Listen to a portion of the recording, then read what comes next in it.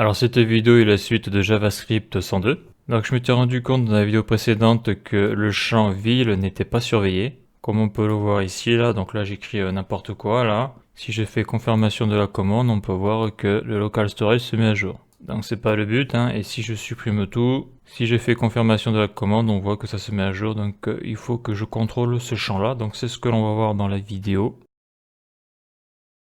Donc déjà, je vais commencer par créer la fonction. Donc là, je vais dans JavaScript panier, je descends, donc je dois être, donc là, ok. Donc là, en plus, on peut voir que le regex prénom non ville, bon, je l'avais fait, hein. D'ailleurs, je me suis rendu compte qu'au niveau du prénom, il y avait une petite offre que je le modifie ultérieurement, c'est que je ne peux pas mettre des prénoms composés avec mon regex. Donc là, j'ai la fonction donc pour gérer l'affichage du texte à côté de l'input, pour indiquer qu'il faut le remplir correctement, ok. Donc là, j'ai la fonction prénom contrôle. Fonction non contrôle, et bien ici, là, je vais mettre la fonction will contrôle. Donc là, je fais CTRL C, je sélectionne tout, CTRL V, là, je vais écrire will, voilà, je fais un petit CTRL S. Donc là, je vais agrandir un petit peu, ça, je vais l'enlever, ça sert à rien. Ok, donc là, je vais faire CTRL C là pour sélectionner le terme de ville, donc contrôle de la validité donc de la ville, ça c'est important. Donc là, ça sera le nom, donc là ça va être le ville. Formulaire values.nom, donc là si on va là-haut, là, on peut voir que au niveau du query selector, c'est bien ville.value, ok. Donc là je vais marquer donc const le ville, formulaire values. Donc là c'est pas le nom que je veux, c'est la value ville.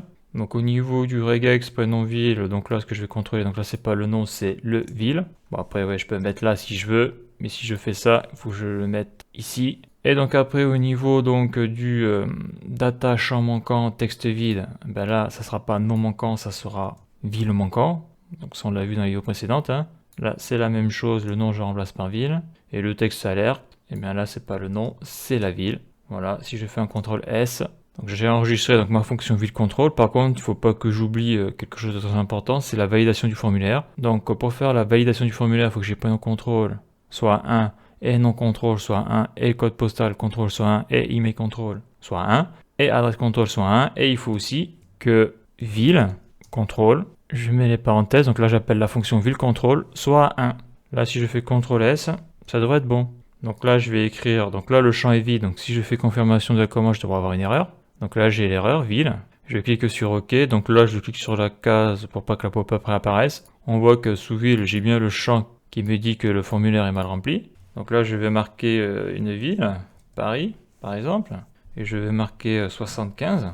Donc là il devrait me le refuser, parce que dans un nom de ville t'as pas des chiffres. Et si je mets par exemple Paris avec plein de S, confirmation de la commande, bah, ça marche pas, hein, car le regex empêche la validation du champ. Et si je mets un symbole au pif là, ben, par exemple ces symboles là, ben, là ça devrait être refusé aussi. On voit que le champ n'est pas mis à jour.